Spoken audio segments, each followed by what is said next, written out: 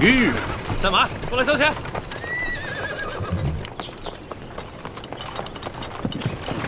慢点。怎么了？我们要过去。废什么话？到那边交钱。交钱。军爷，我们过路要交什么钱啊？要想过关，先交税钱。哦，税钱。怎么不走了？主子，这军爷说了，他要收您的过路钱啊。哎呀，过路钱，你们天天在这收吗？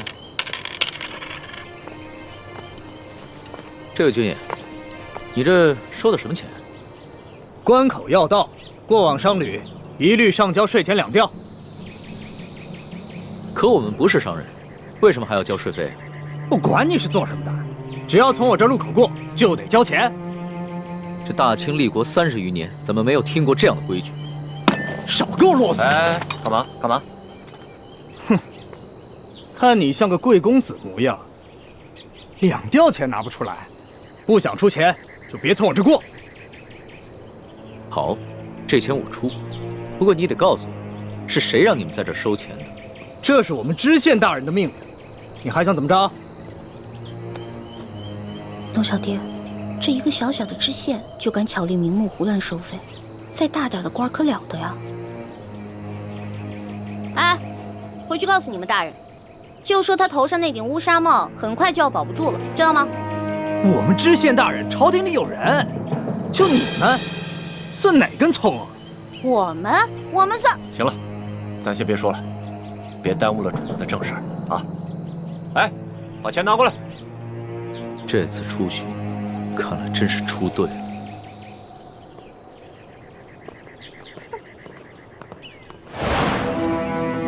哎，进城交税。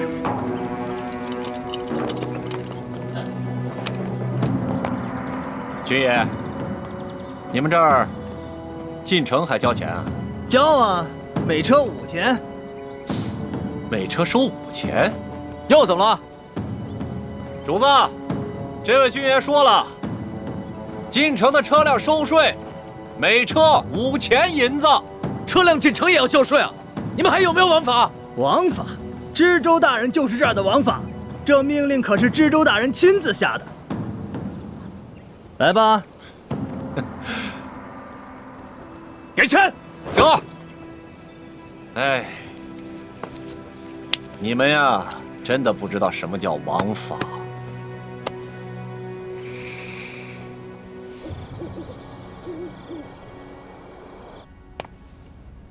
朕自入山西以来，一路所见，民多疾苦，而各地方官各自为政。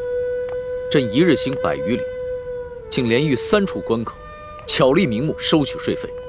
过往商旅都被迫缴纳所谓道路修补款项，贪污之风可见一斑。念及民生之苦，朕实不能寐。老大，都记下来了吗？放心吧，全记下来了。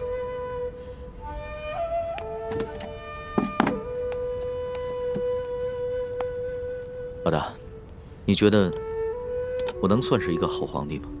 你呀，马马虎虎吧。你别生气啊！你之前跟我说的，让我在你面前不能说假话，只能说真话的。要是你以前这么说的话，可能我还会不高兴。但是现在我不会了。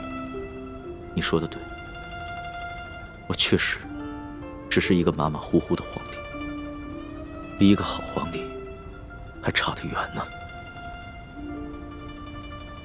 差得远呢。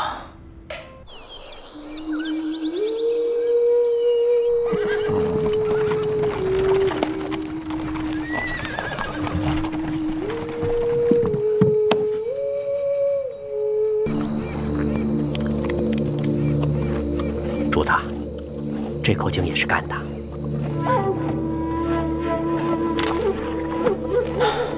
进入山西以来，这旱情是越发的严重了。是啊。老人家，这口井也没水了。啊，这儿也没水了。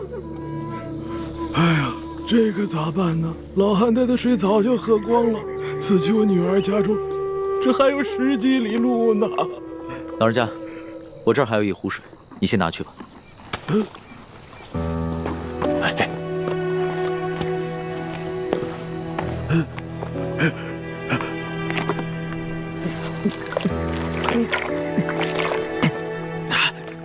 多谢，多谢。老人家，此次的旱情涉及多大的范围啊？多大范围？这方圆数百里，5万顷土地，12万人口，颗粒无收，颗粒无收啊！我活了70岁了，这是我见过的最严重的一次旱情呢。哎，多谢啊！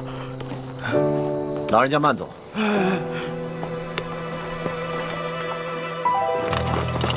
主子，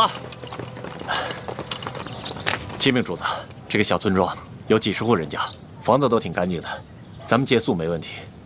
只是这村子人烟稀少，好多房子都空着，显得有些诡异。为什么？这些民房都好好的，有一些一看还是新翻修过的，怎么会没人住呢？是啊，房子是挺新的，就是没人住。也许这儿不久之前遭过匪患吧。这户院子里倒是有炊烟冒出来，应该有人，我去看看。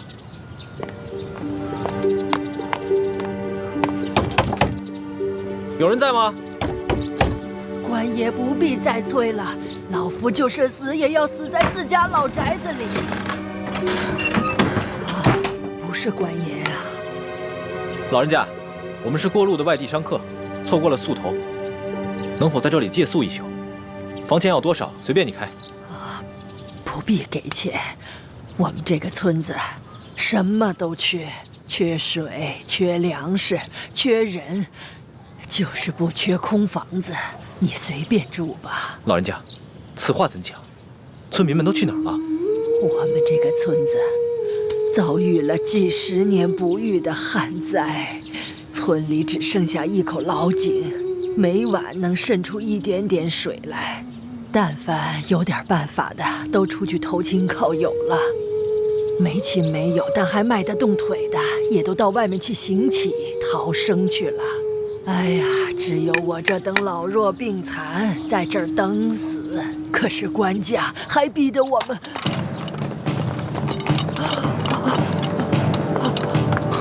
快，保护主子！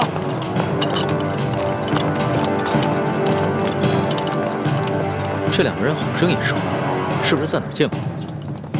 主子，这2个就是那日在客栈里调戏世淑姑娘的人，其中那个领头的把总还被主子教训过。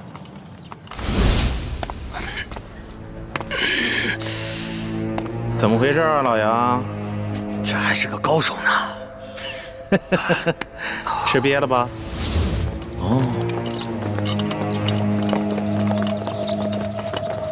干什么？我问你干什么？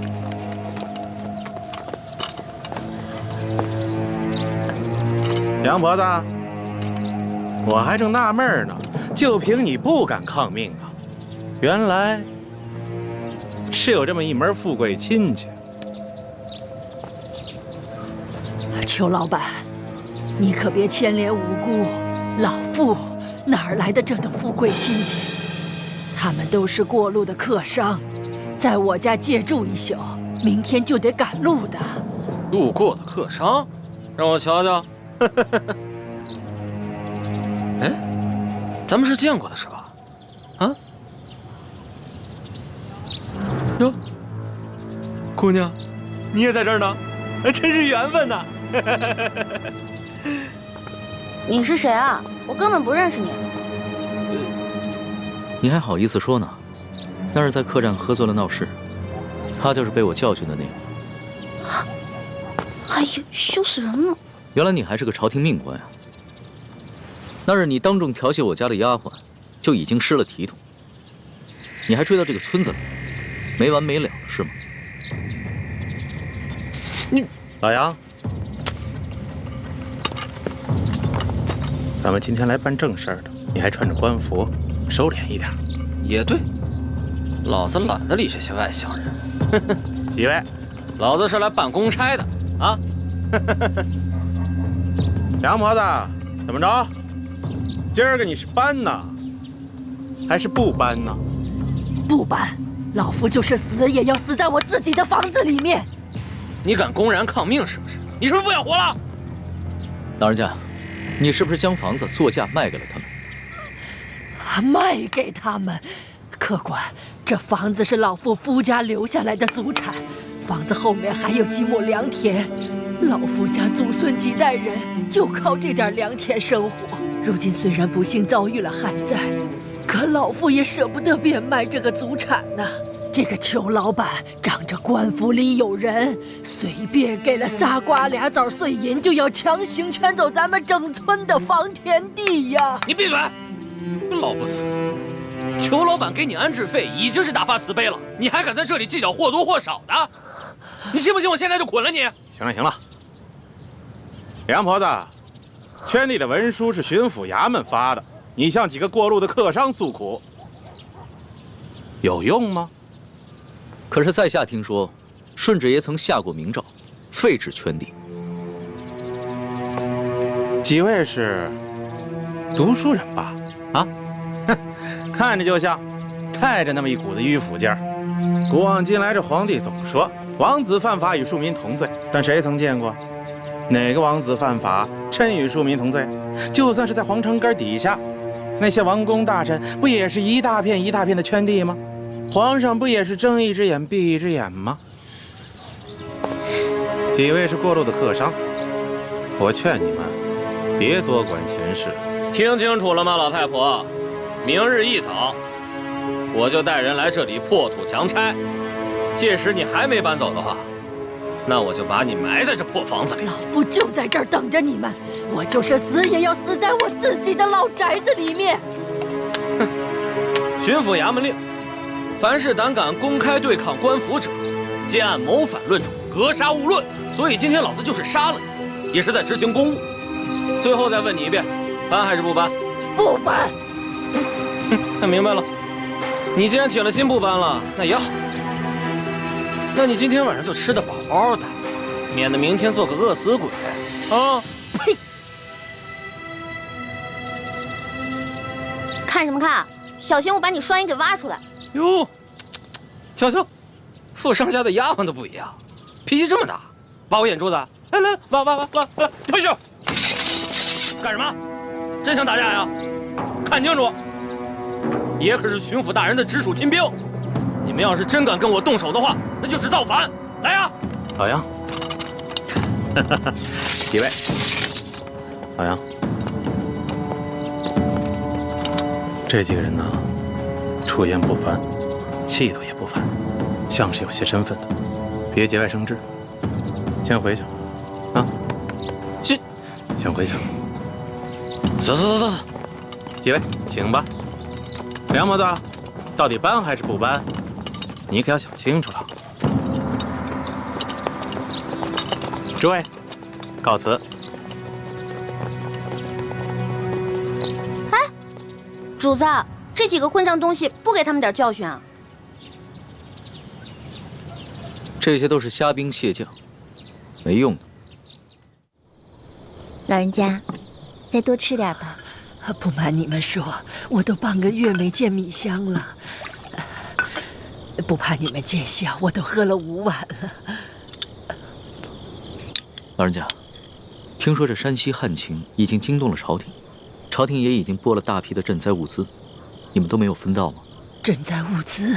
哎呦，咱老百姓连1粒米都没见到过，一点都没有分到，1颗米粒都没见到过。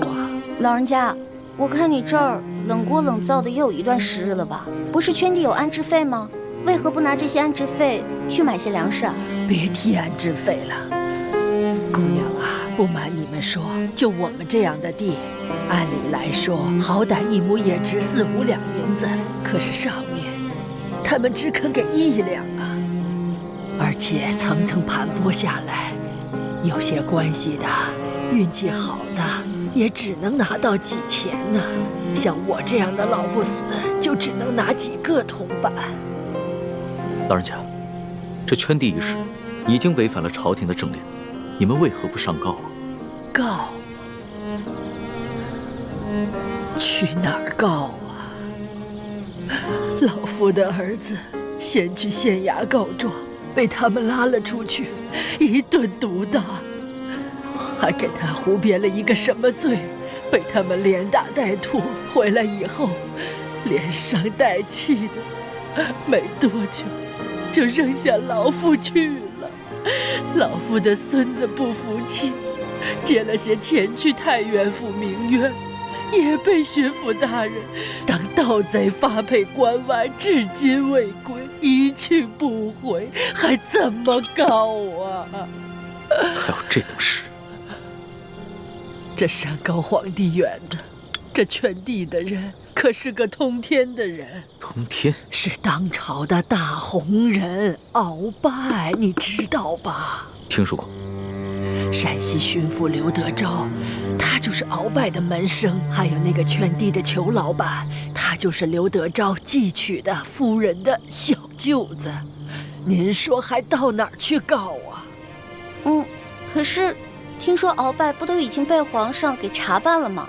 你知道吗？瘦死的骆驼比马大呀！鳌拜这些年提拔了多少门生亲信，他们都大权在握，盘根错节，连皇帝都忌惮他3分。不然为何皇上就只把鳌拜卷进了呢？这官场上的事儿说不清，万一哪一天鳌拜东山再起，可怎么办呢？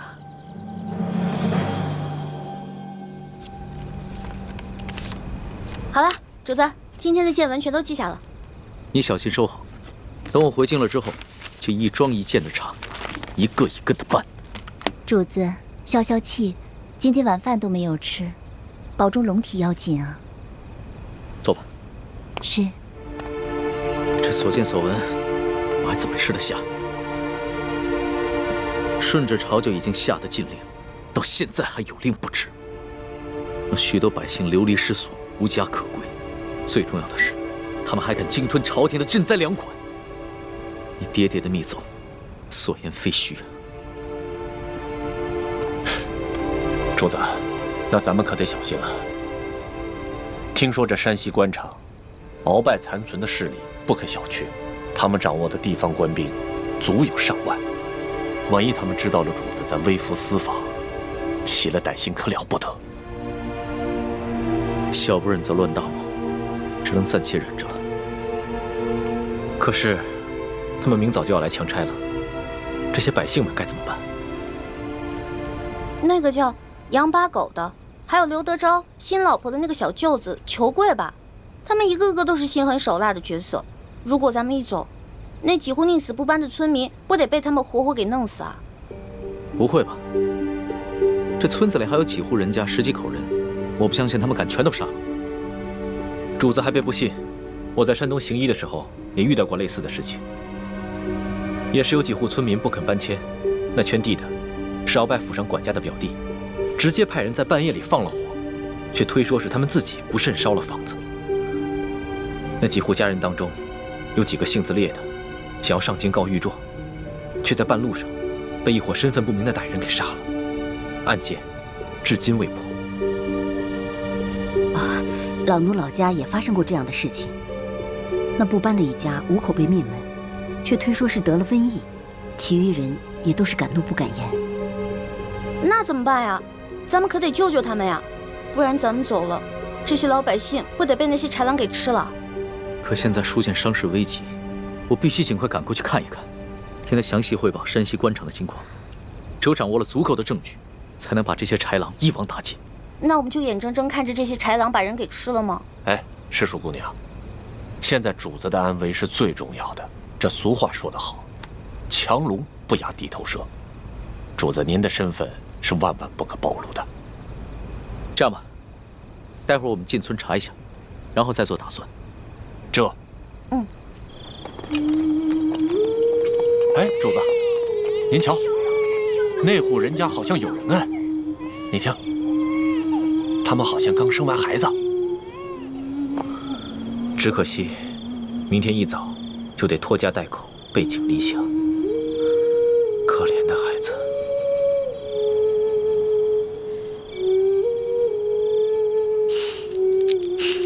邹通，奴才在。把这个珠子送给他们的孩子，顺便打听一下他们家的情况。这。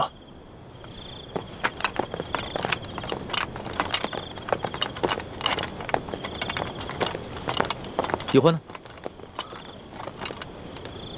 刚刚还在我身后呢。这丫头又乱跑。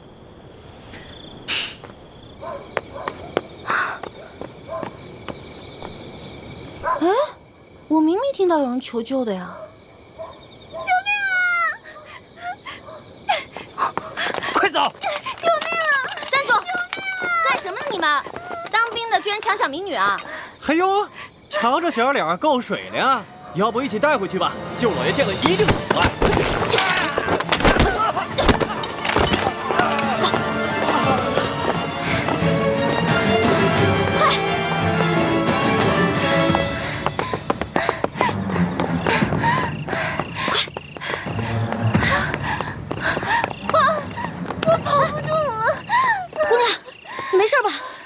上来了！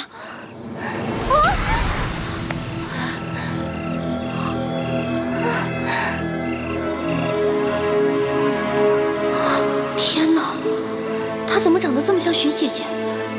难道这舒婉欣逃跑1个月了，我们也想不明白她没有报官的原因。但是，她极可能已回山西老家去找她父亲舒剑了。哎呀，此处离太原府不远了。难道她就是从明珠谷逃出来的舒婉欣？可是她一个弱女子，为何不报官，却要独自千里迢迢逃回老家呢？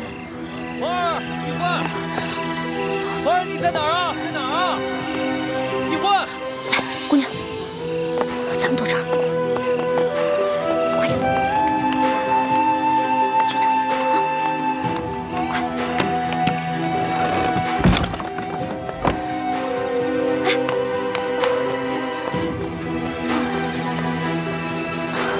姑娘，没事吧，姑娘？一焕，花儿，一焕。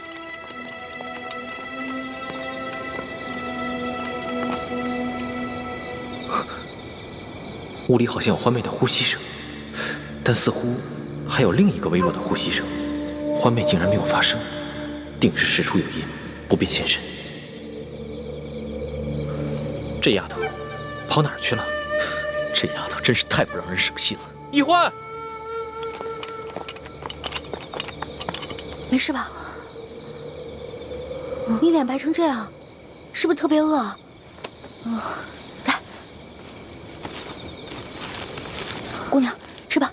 啊，谢谢。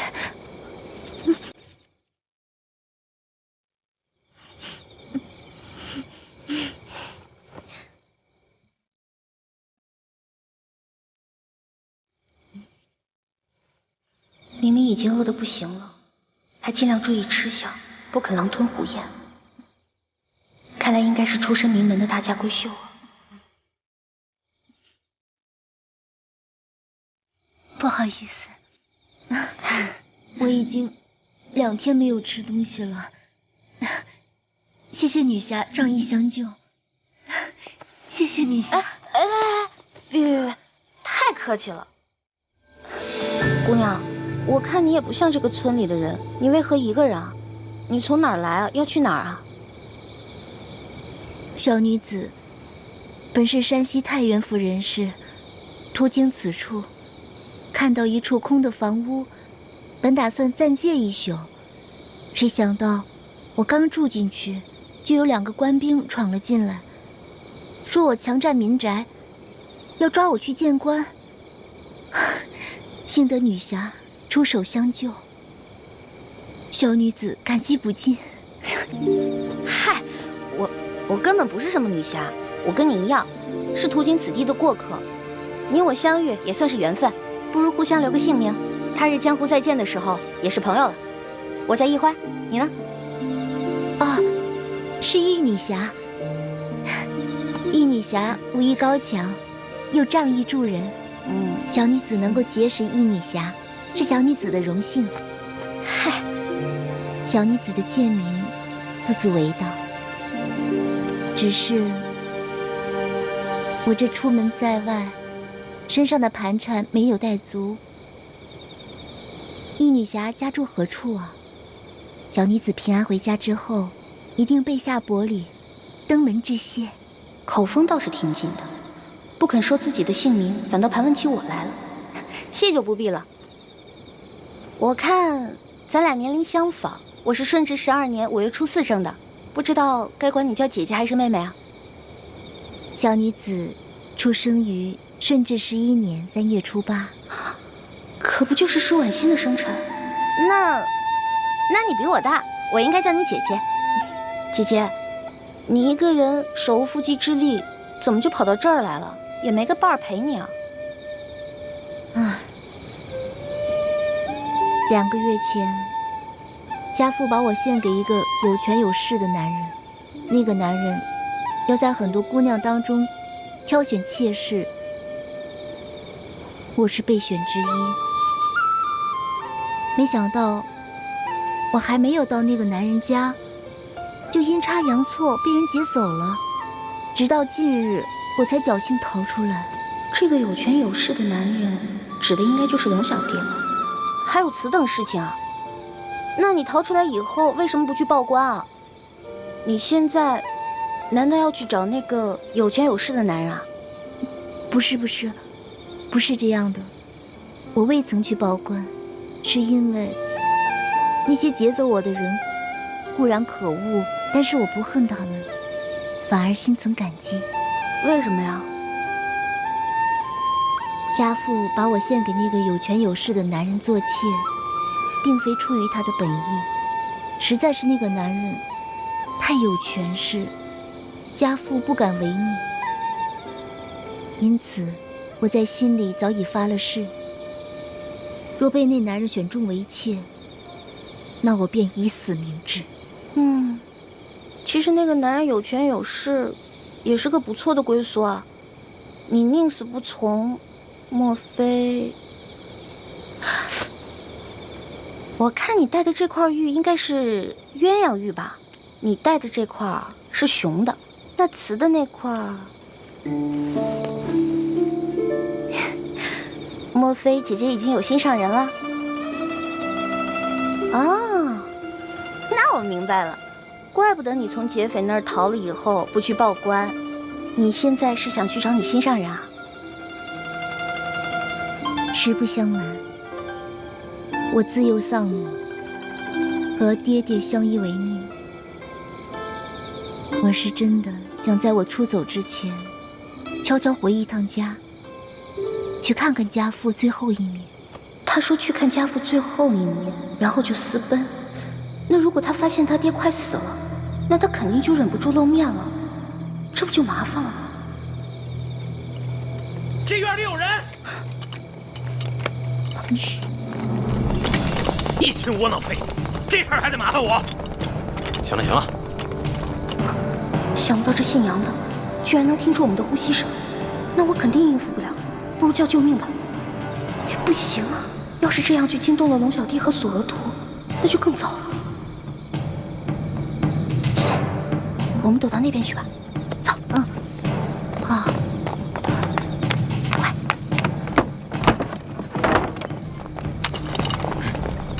怎么了？这边，快走，跟上。这边，那边，追！站住！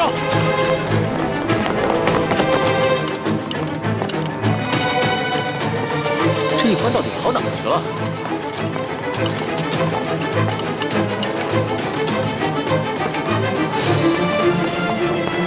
站住！姐姐，姐姐，没事吧？别动，别动！你们干什么呀？不干什么，来呀，拿下带走。是。等会儿，你不是？哎，老杨，哎，这丫头不是跟那几个富商在一起的吗？啊，怎么了？我总觉得那几个富商没那么简单。找另外一个，这个不说，免得节外生枝啊。也行。兄弟们，把这个带走。是。快走！不行，姐姐，后面，姐姐，快走！雨翔，快点！姐姐，姐姐，别喊了，现在没那边有好多人声，去看看。好，老实点，走。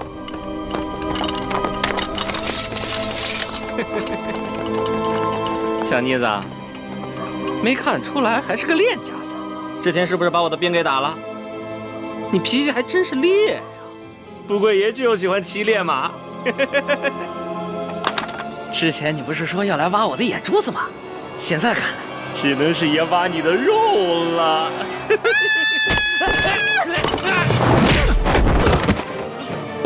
老大，你没事吧？我没事，没事。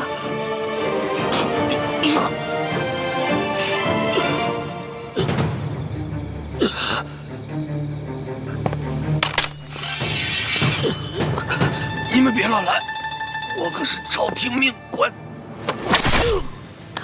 主子，他敢轻薄一环，死有余辜。你见杀了他已经便宜他了。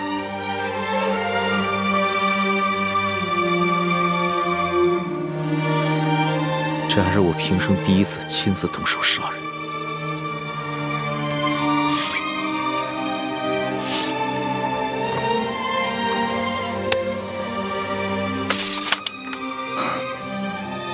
杀害朝廷命官可是大罪，这样一来，很容易暴露身份。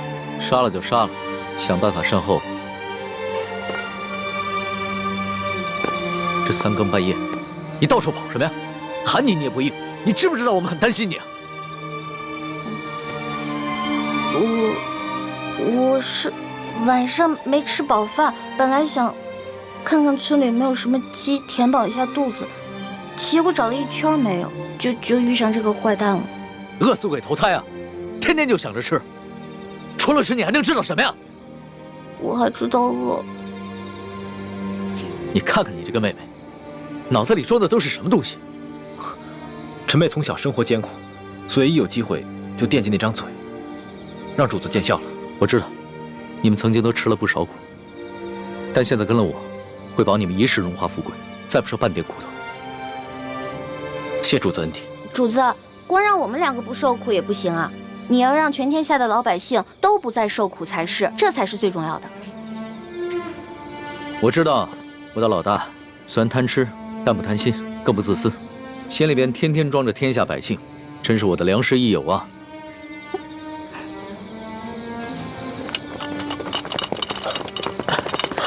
主子，主子，这怎么回事？不必慌张，先找个地方把他埋了吧。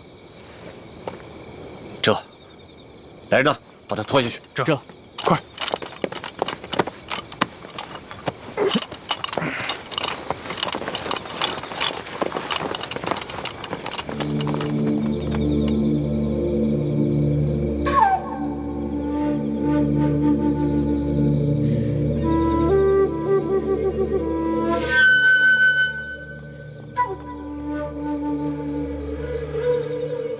主子，那个杨八总的尸体，我已经在外面埋好了，同时奴才安排了人手守住了各个路口，现在连只苍蝇也不会再飞进来了。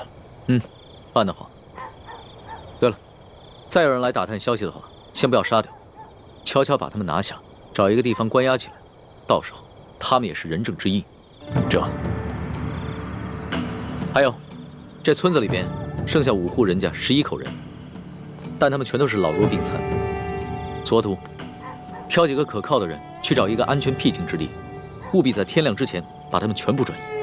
这，哦对了，他们都是老弱病残，就把我那辆马车拨给他们。这，马三，我们走。这，咱们也都准备一下，天一亮我们就要离开这个院子。主子，这才3更天，你先回屋休息吧。等我们收拾好了以后，再叫你出来。好，明儿再赶1天的路，就能见到书剑了。到时候肯定有很多事情要等着我处理，所以啊，我是应该好好养养神了。那我给您点一炉安魂香吧，不然你睡不好，又该胡思乱想了。不容易啊，会体贴人了啊。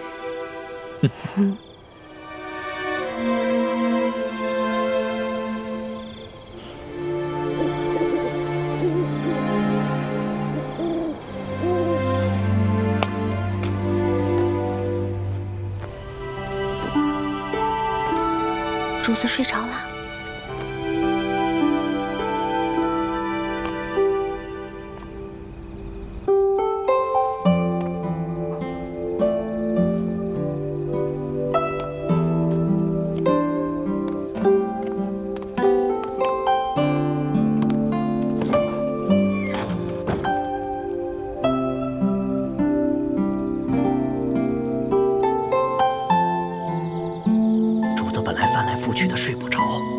闻了你一个什么香，马上就睡着了。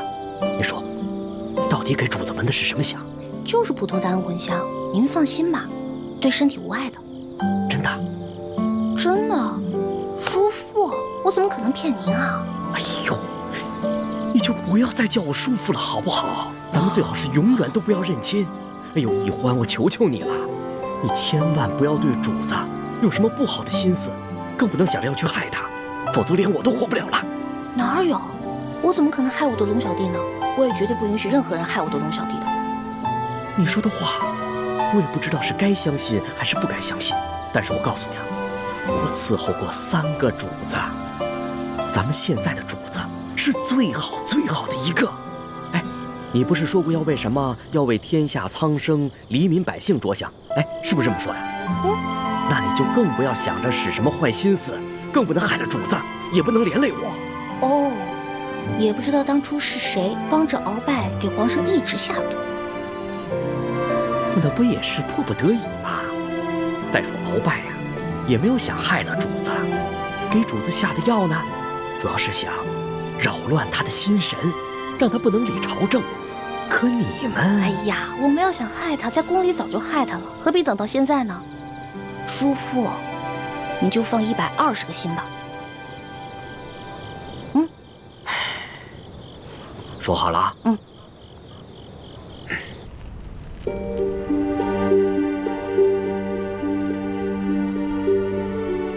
我给康熙下的安魂香的分量很轻的，索额图在安排村民，很快就会回来，咱们得抓紧时间。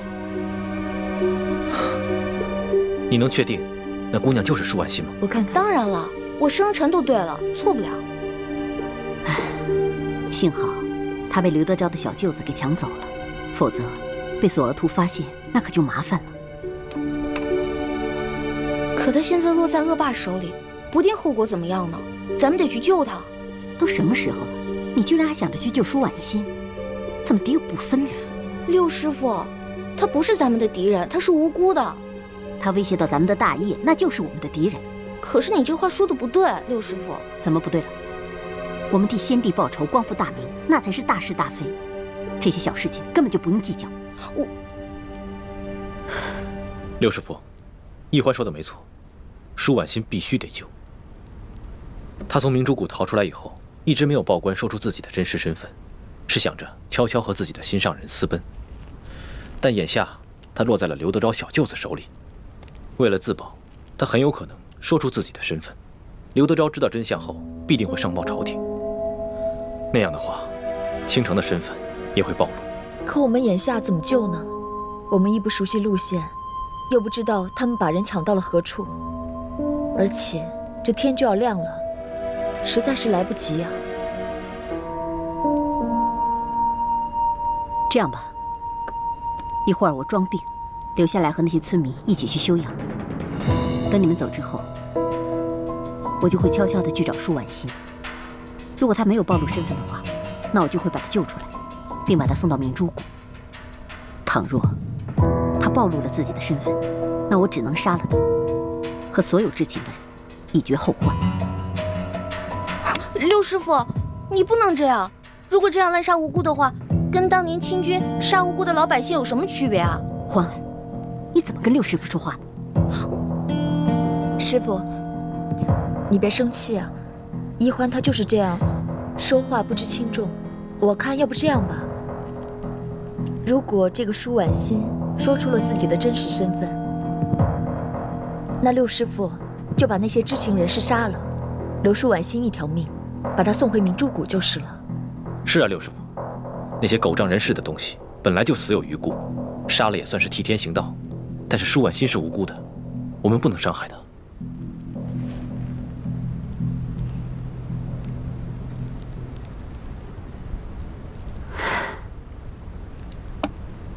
既然太子都已经这么说了，那就这么决定吧。谢谢刘师傅。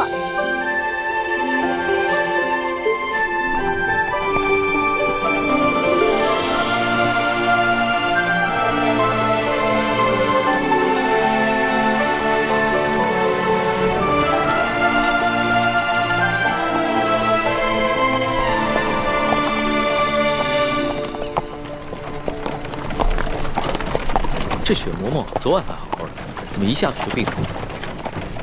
其实昨天白日里，雪嬷嬷就有些不舒服，她只是在硬撑着，没敢禀报主子。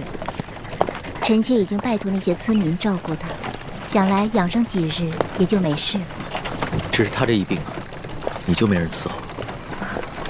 主子能够恩准臣妾出宫省亲，已经是对臣妾格外开恩了。这些小事情，臣妾自能克服。还是你省心，不像某些人，就知道给我添乱。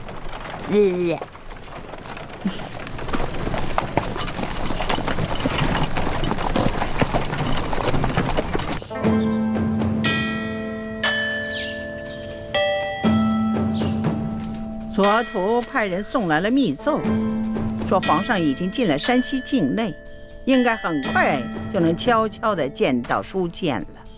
这是皇上第一次微服出京，只愿皇上能托皇祖母的福，顺顺利利、平平安安的就好。玄烨他是爱新觉罗的子孙，他若是只在紫禁城的方寸之间长大，他怎么能够管好这万里江山？让他出去历练历练也好啊。纵然会有一些波折意外，但皇上乃天子之命，也必定能化险为夷。皇后不必太过担忧。妾身别的倒不担忧，只是不放心这李氏兄妹二人。你放心吧，哀家再三地嘱咐索图和李德福，让他们盯牢了李氏兄妹。况且李氏兄妹若要真的有图谋不轨，那在这宫里头早就应该下手了。既然他们没有异常举动，就说明他们的目标并不是暗害皇上。此次山西之行也能让皇上和我们大家都能看清楚，这李氏兄妹值不值得信任。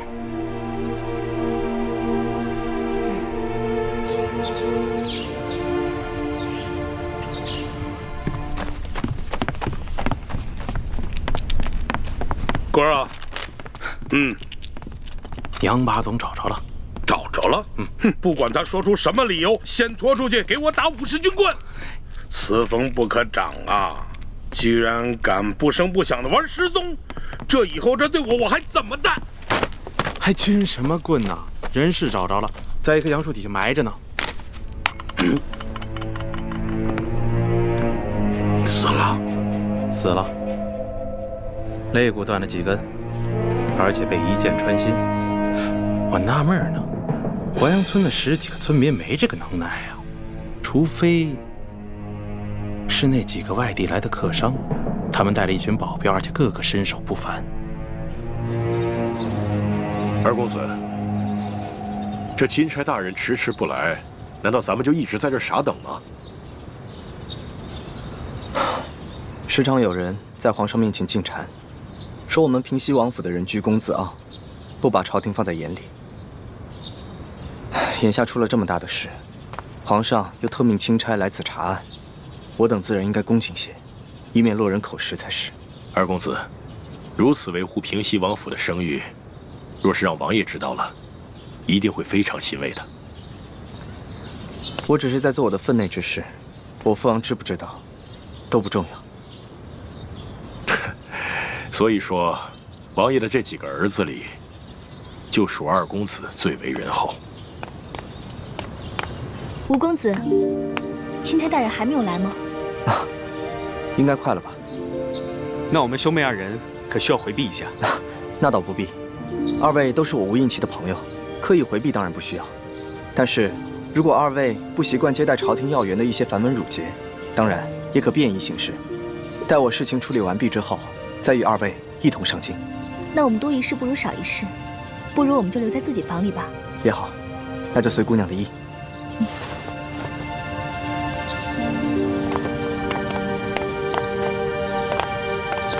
秋贵啊，你的意思是说，杨把总是被这几个客商所杀？要我看，不但杨把总是被他们杀的，连那10几个失踪的淮阳村民，也跟他们脱不了干系。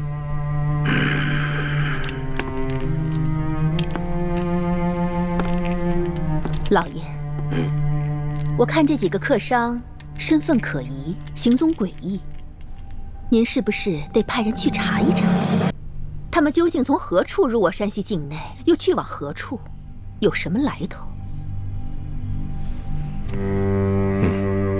香娥，卑职在。此事就交由你去办。卑职遵命。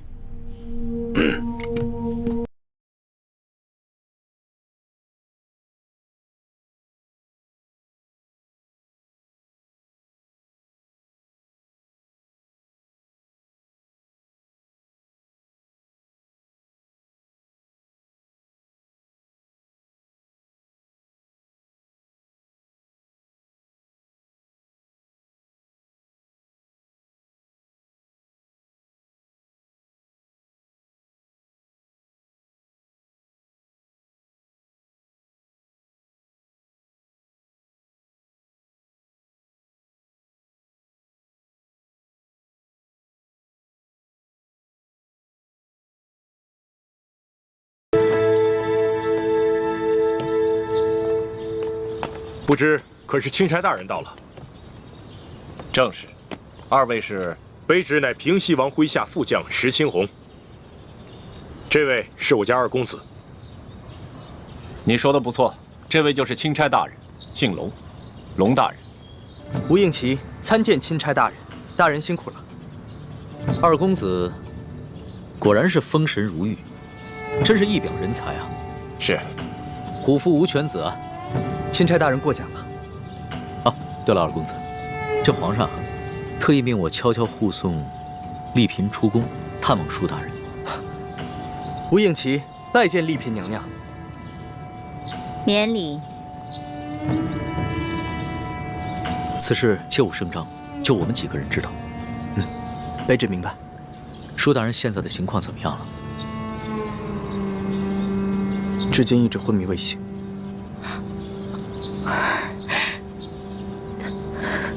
丽嫔娘娘，别伤心了，说不定等会儿舒大人见到娘娘，就会醒过来了。秋贵啊，你说这几个村民怎么会无缘无故的失踪了呢？而且这些剩下的村民皆是一些老弱病残，你说他们都去了哪儿了呢？要说他们杀了杨把总，是因为杨把总调戏了那个客商的婢女，他们失手杀人再埋尸，这说得过去。可是为什么要带走那10几个村民呢？这不合乎情理啊！难不成他们是想将这些村民留作证人，将来去京城告御状不成？有这个可能。淮阳村的梁老婆子一直都是个刺儿头。哎，你想啊，他儿子告状被咱们给弄死了，他孙子接着告，咱们给他发配关外，他能跟咱们善罢甘休吗？而且就这么巧，那几个客商就投宿在他家里，他肯定没少说咱们的坏话。说，还有脸说？消消气。既然知道这个老婆子是个刁妇，为什么早不处理啊？留下如此之祸患？我哪知道啊？他一个老婆子风烛残年了，有上顿没下顿，能活几天呀？谁成想半路杀出个程咬金，跑出这么几个客商来。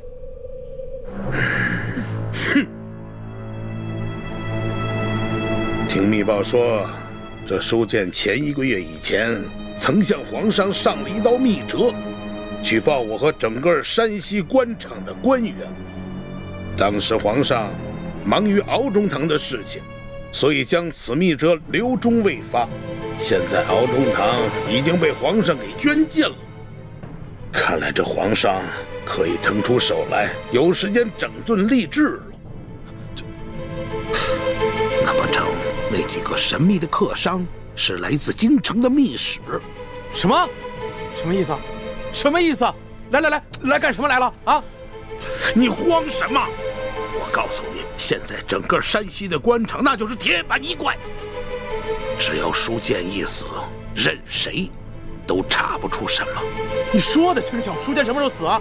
他什么时候死？就最后这么一口气，他什么时候咽？他绝活不过今晚。哦。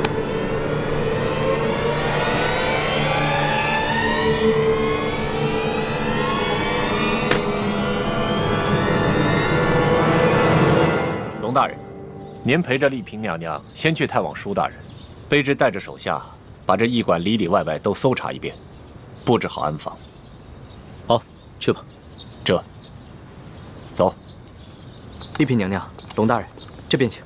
娘娘，二公子，二公子，刚刚我家老爷醒过来了。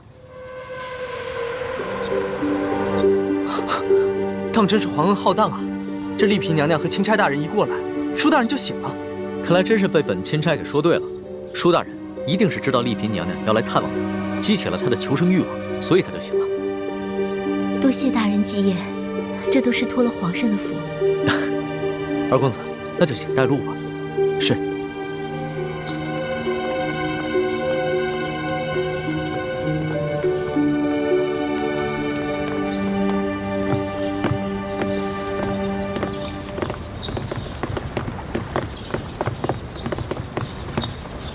娘娘，舒大人就在这个房间养伤。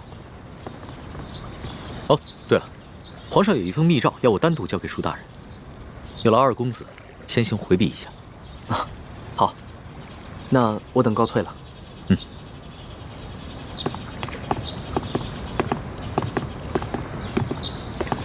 你们也先都退下吧。是。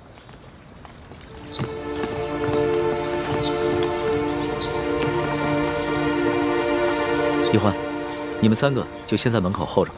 好，这婉欣，等会儿见到你爹，一定要控制住自己的情绪，千万不能太过激动或者悲伤，要不然的话，很可能会刺激到你爹。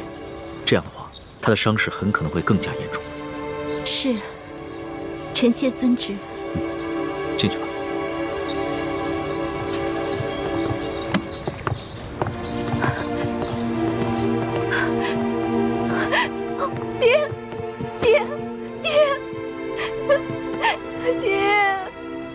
舒爱卿，舒爱卿，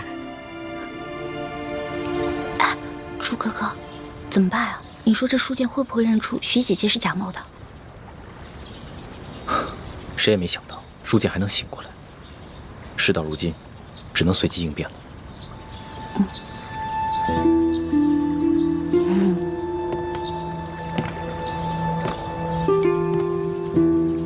你们两个在悄悄商量什么？什么都没说。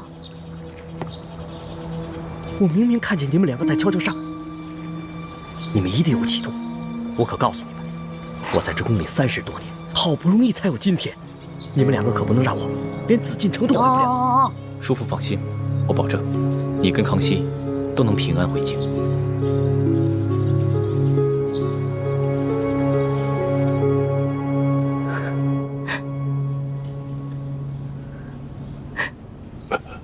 皇上，先别急着起来，安心躺着。舒爱卿，不仅朕来看你了，你看看，还有谁一起来了？爹，你是？我是婉欣啊。婉欣，你怎么还戴着面纱呀？啊，臣妾有喜有忧，都糊涂了。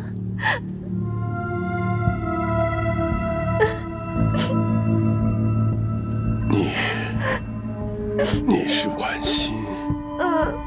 真的是婉欣？你怎么来了？舒爱卿，朕知道你只有这么一个女儿，所以啊，朕特意带她来一同探望你。临出宫前啊，朕已经封婉欣为丽嫔了，入住永和宫。谢主隆恩。婉欣啊，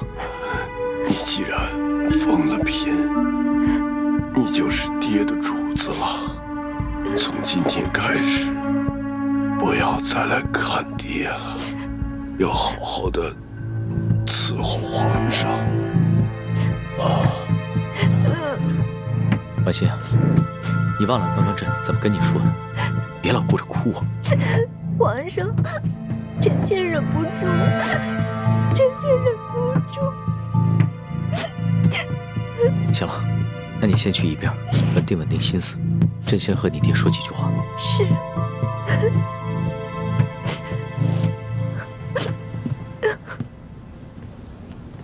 说爱卿，朕这一次千里迢迢赶来，一是为了核实你密奏中的几件大事，第二是为了亲自调查你遇刺，你到底是被谁所刺？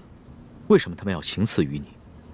他们是不是因为知道你给朕上了密奏，想要灭口？不是灭口，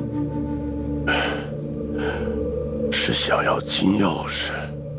此刻身手非凡，绝非普通劫匪，是臣拼死保护金钥匙，才被打成了重伤。那你这么说的话，凶手应该已经知道了金钥匙的秘密。你能不能认得出来，他们的身手到底是出自哪里？不知道，臣只知道，在事发的前一天晚上，平西王府秘密的派了个人来。舒爱卿，婉心，快倒水了。是。舒爱卿，舒爱卿。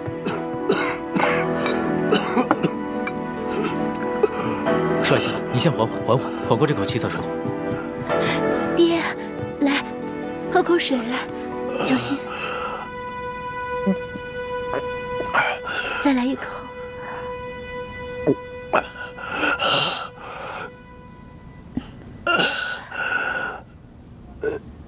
怎么样，好些了吗？你刚刚说的平西王，平西王派谁来？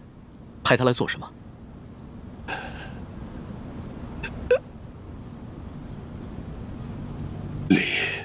丽嫔娘娘，你怎么瘦了这么多，下巴也变尖了？爹，女儿是思念您啊。虽说皇上对臣妾特别好，可是女儿每每想到爹爹您岁数大了，身边又没一个知冷知热的人，女儿这心里就放不下呀。可是你这眼神跟从前也不一样啊。爹，您糊涂了，女儿已进宫数月，哪能跟在家里当姑娘时一样啊？面色怎么也变了？这连日来赶路，女儿染了风寒，吃几副药就好了，爹爹不用挂心。啊！爹！舒爱卿，舒爱卿，舒爱卿，李太医，李太医，主子怎么了？你看看，舒爱卿晕过去了。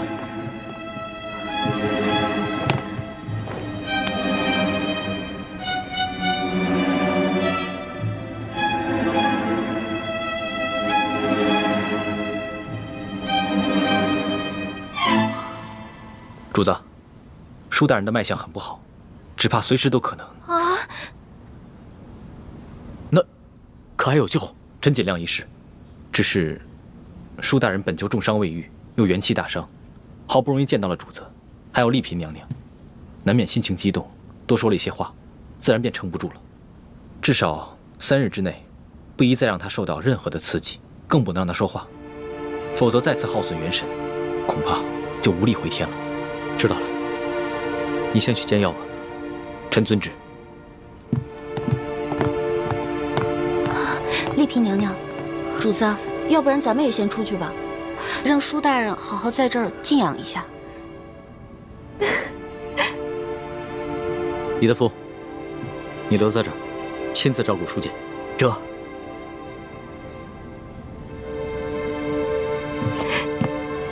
走吧。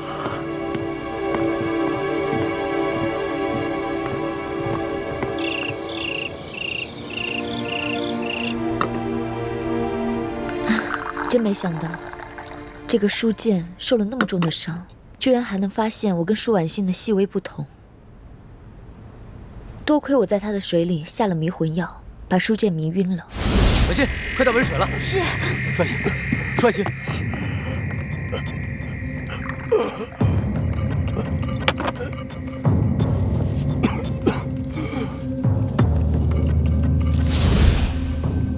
否则，他再多盘问我几句，就算我能应付得过去，康熙啊，也还是会起疑心的。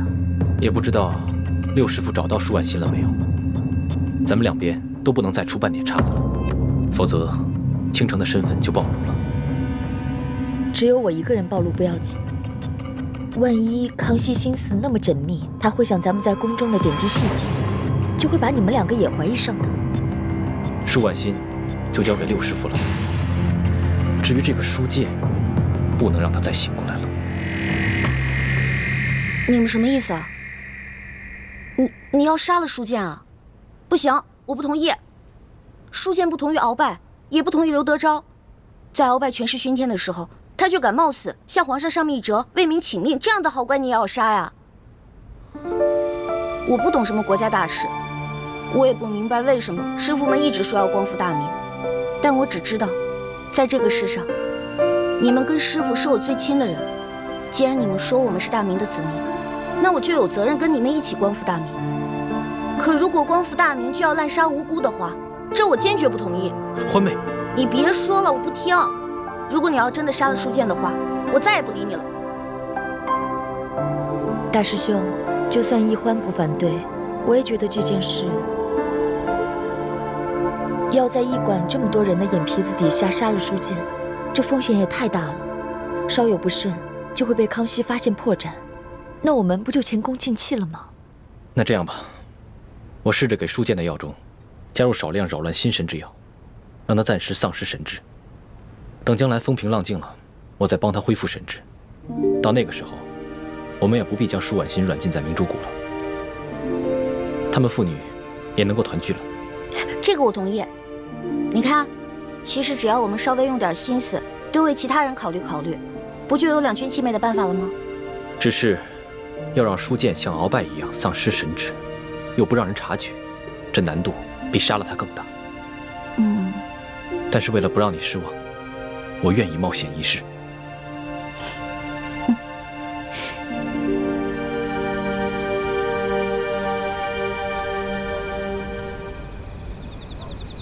二公子，本钦差听舒大人说，就在案发的前一晚，平西王爷曾经派人来找过你。不错，事发前一晚，我父王确实派人来找过我，只因为我等刚出云南境内，就遭遇了一股劫匪。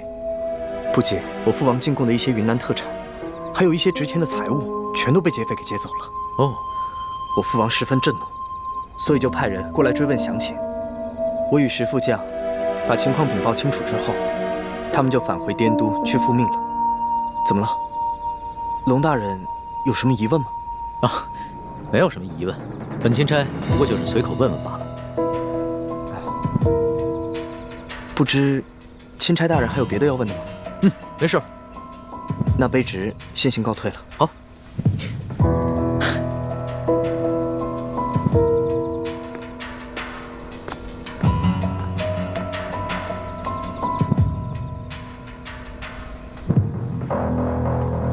这吴应奇遇到书剑之前，确实遭遇过劫匪，他们也向朝廷禀报过，所以我才会派书剑护送他们进京。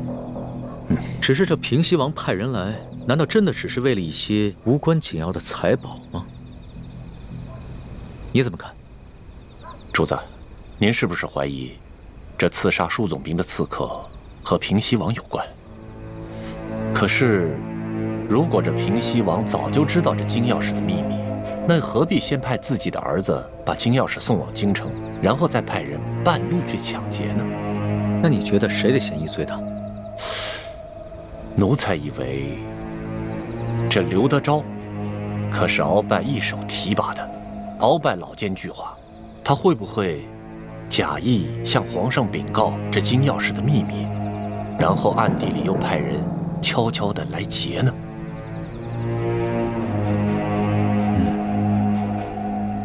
主子，主子，书监大人他没了。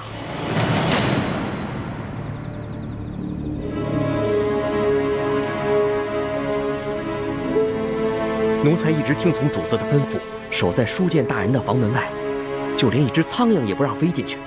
可是刚半夜的时候，奴才就腹内疼痛，我等不及换班的人来，就去了趟茅厕，前后才一盏茶的功夫。等我回来，舒大人他就……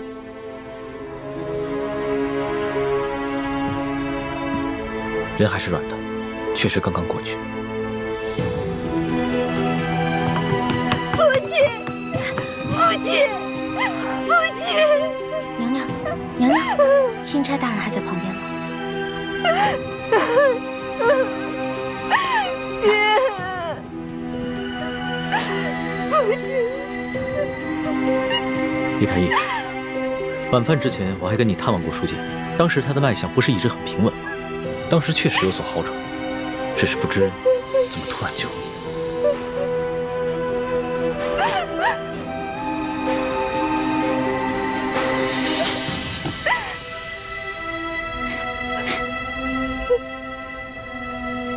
怎么了？有什么发现吗？舒大人身上有一股辽山参的味道，但是卑职所开的药方中并无此物。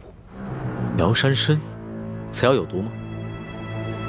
此药无毒，但舒总兵重伤之下命在旦夕，此时用大补之药，反倒成了他的催命符。所以你的意思，舒大人是被毒死的，是吗？可以这么说。舒大人冒死为民请命，如果还有人毒害他，那这个人就是是非不分、丧心病狂了。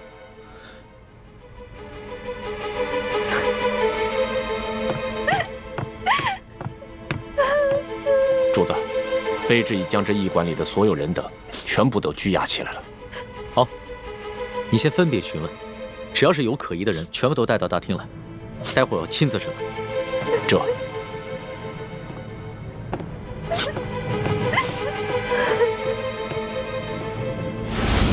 朱哥哥，你实在让我太失望了。欢梅，人不是我杀的。不是你杀的，不是你杀的，是谁杀的？你对我就这么没信心吗？今夜我在叔父的饭菜里放了一些泻药，等他腹痛去了茅房，我正准备悄悄潜入书监的房间，为他服下迷魂丹，不料我却发现。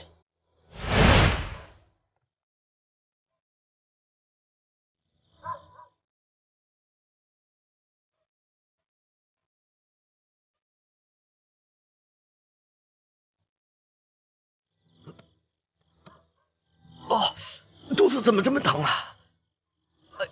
哎呦，大家换班的人怎么还不来呀？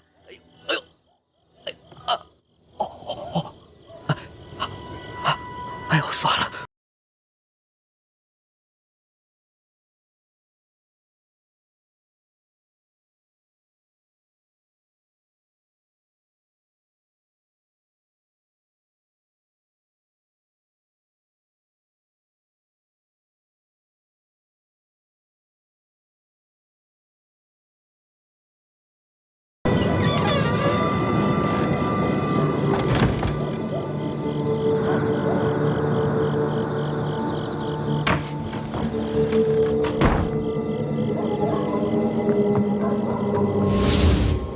你是说有人抢在你之前杀了书监？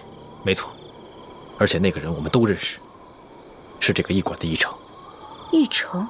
驿丞为什么要杀书监啊？你就这么不相信我？康熙说什么你都信，偏偏我说什么你就不信。不是朱哥哥，你先别生气啊。现在听你这么一说，我心里的石头落地了。知道吗？如果你为了光复大明，变成了心狠手辣、不择手段的人，那样我会很难过、很失望的。你放心，光复大明是我一生的责任，我无法逃避，只能全力以赴。但是在我心里，永远把你放在最重要的位置。你的朱哥哥宁愿死，也绝不会让你失望，让你憎恨。朱哥哥，你能不能别这样看着我呀？你跟我说的这些话让我觉得压力特别大。你不要觉得有压力，这是我对你的心。至于你对我的心，都听听你的意愿，我绝不勉强。你说那个奕成为什么要杀舒剑啊？早不杀晚不杀，偏偏这个时候杀他。我也不知道。康熙已经命索额图挨个审问所有的人。我虽然没有办法出面拆穿奕成，但这个小小的驿馆，早就被索额图所带领的大内侍卫在暗中包围，外人根本无法进入。要想查出在夜间行迹可疑之人，并非难事。糟了，这樊姐姐叶哥哥还在驿馆当中呢，他们会不会被索额图当成疑凶啊？小师妹，我们没事，放心吧。叶哥哥，没事就好。小师妹，大师兄，我们又见面了。叶师弟，你送给欢妹的金手镯很好看，我替她谢谢你。我本来想让她把那手镯戴上，好歹别辜负了你一片心意，但她自己不愿意戴，所以……叶哥哥，我现在的身份是钦差大臣的丫鬟，所以我身上不能带贵重的东西。不过你放心吧，我把那个金手镯已经好好的收藏起来了。不带就不带吧，收好就行了。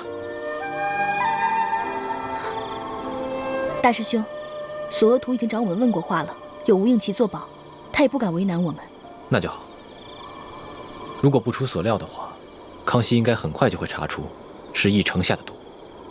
不，真正毒死舒剑的不是奕成。舒剑伤情好转，肯定是吴应奇和石青红不愿意看到的。而正巧师姐的房间就在石青红和吴应奇的对面，所以今天晚上我也让师姐多留意一点他们那边的动静。我一直观察着对面的房间，结果发现石青红悄悄从房间溜去。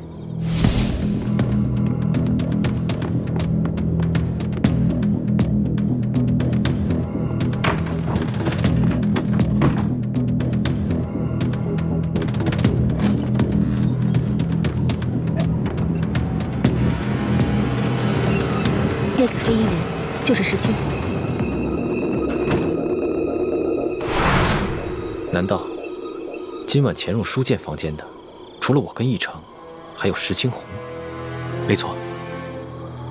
大师兄，我们何不借此机会，挑起康熙跟吴三桂之间的矛盾呢？这是一个好机会。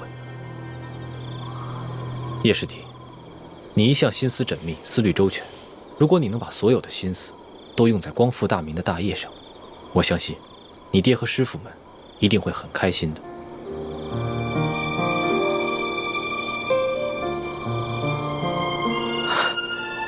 我知道了，大师兄，我一定会抛弃杂念，一心光复大明大业。好，但愿你能说到做到。啊，此处不是说话之地。索额图已经将驿馆的人通通绑起来，等着康熙亲自审问了。我和叶师弟也得赶紧先回房间了，你们也快点去听审吧。好，注意安全。走，注意安全啊！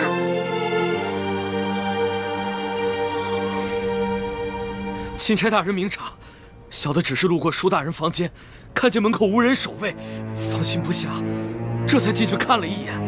怎么会是小的下药杀了舒大人呢？你还敢狡辩？本官已经问得清清楚楚，李太医开的药方中根本就没有辽山参。药铺的伙计也已经证实，今天下午你确实去买过这种药。驿馆的人也看到你夜半之时悄悄进过厨房。大人饶命！大人，小的是看着舒大人近日身子虚弱，想帮他进补，小的也不知道这补药居然还会杀人呢。到了现在你还敢抵赖，真的以为本官好欺骗是吧？你一个小小的驿丞，怎么会有胆子谋杀朝廷命官？肯定是有幕后主使。你最好从实给我招来，说不定我还能留你一命。回禀大人，小的冤枉。小的在药里面确实放了辽山参，但舒大人却非死于小人之手。今晚，小的端着药碗去给舒大人送药。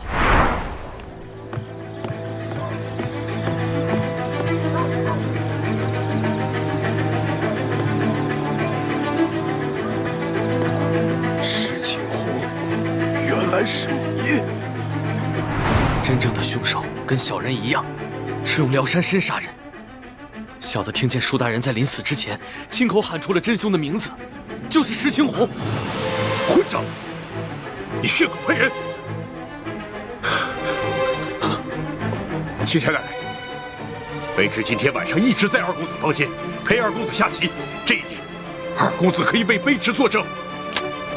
不错，钦差大人，今晚石青红一直在我屋里与我对弈，直到听到舒大人身故的消息，我们俩才一起出来。钦差大人，此事非同小可。石青红是卑职的人，此事可是牵涉到平西王府的清誉。我父王历来是效忠朝廷，效忠皇上。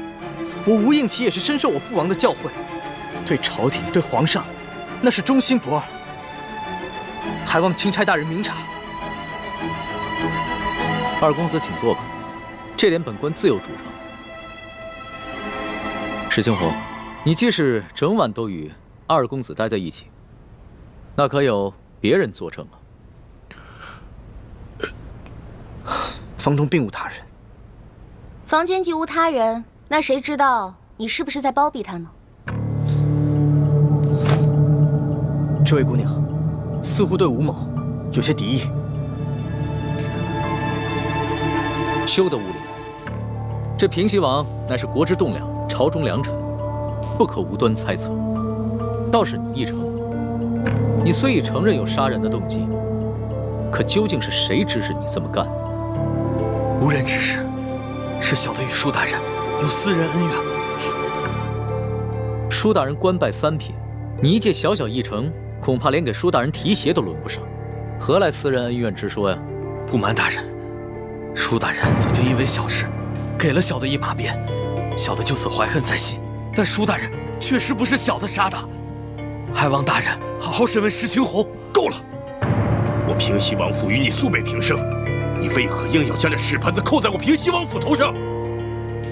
小的确实亲耳听见舒大人临死的时候说的是你的名字，小人没有撒谎。你石青红，不得鲁莽。钦差大人自有公道。奕成，你本就是一个小小的议程，哪有胆子谋害朝廷命官？你最好老老实实的说出你的幕后主使，要不然的话，很可能会罪加一等，连累你的家人。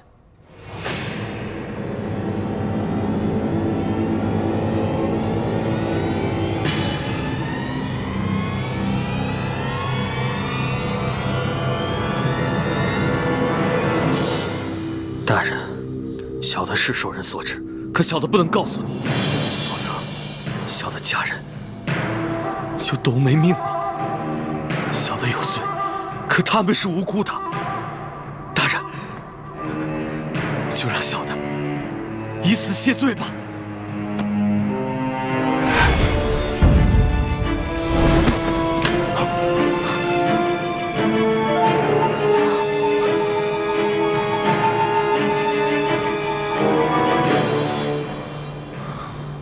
他舌下藏了见血封喉的毒药，见势不妙，便咬破蜡丸自尽了。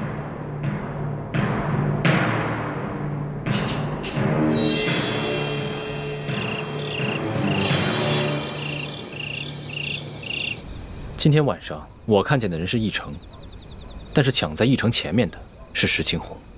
看来想对舒剑不利的，应该有3路人马。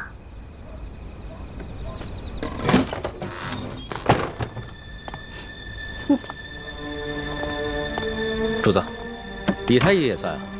一嫔娘娘悲伤过度，我来给娘娘诊脉，开一些疏散之药。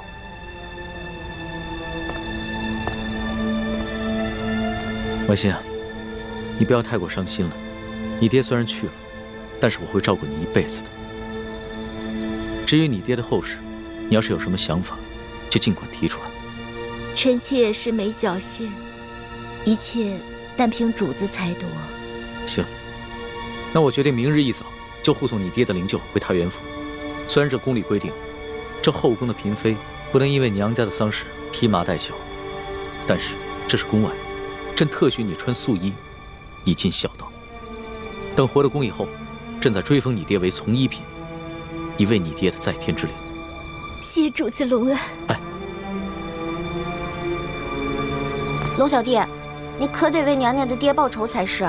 这个义成说的石青红，可是吴应琪身边的贴身侍卫。小声点，小心隔墙有耳。哦，我也怀疑这个人是吴三桂，只是此人极其奸诈狡猾，很有可能在鳌拜身边埋伏了奸细。说不定他送出金钥匙以后，才知道金钥匙的底细，再派人追回也是极有可能的。只不过吴三桂兵强马壮，雄霸一方，我暂时不想打草惊蛇。哦，怪不得主子要替他敷衍过去呢。这鳌拜的余党和吴三桂，都是我的心头大患。可是这重症不可用奇药啊。主子，这舒总兵之死，还有山西的贪腐窝案，可不是一时半会儿能够查清楚的。这为了安全起见，不如主子您早些回京吧，然后由奴才陪着丽嫔娘娘一起护送舒总兵的灵柩返乡，可好啊？索大人所言极是，主子，还是早点回京吧。行了，我知道你们担心我的安危，但是这次出宫以来，所见到的事情简直闻所未闻。纸上得来终觉浅，我还是想在这山西多待几天，多体察一下民情。可是主子，现在这情况实在是太复杂了，这万一出现什么意外，奴才怕是担当不起啊。身为天子，最大的威胁不是一些宵小之徒的暗杀，而是没有能力治理好这个国家，让百姓天天盼着你死。我不可能一辈子都待在深宫里面，仅凭折子来治理天下。虽然在这儿体察民情会冒一些风险，但是既是值得，也是应当。龙小弟，说得好，我支持你。以后无论你做出什么决定，我这个老大都会拼命保护你的。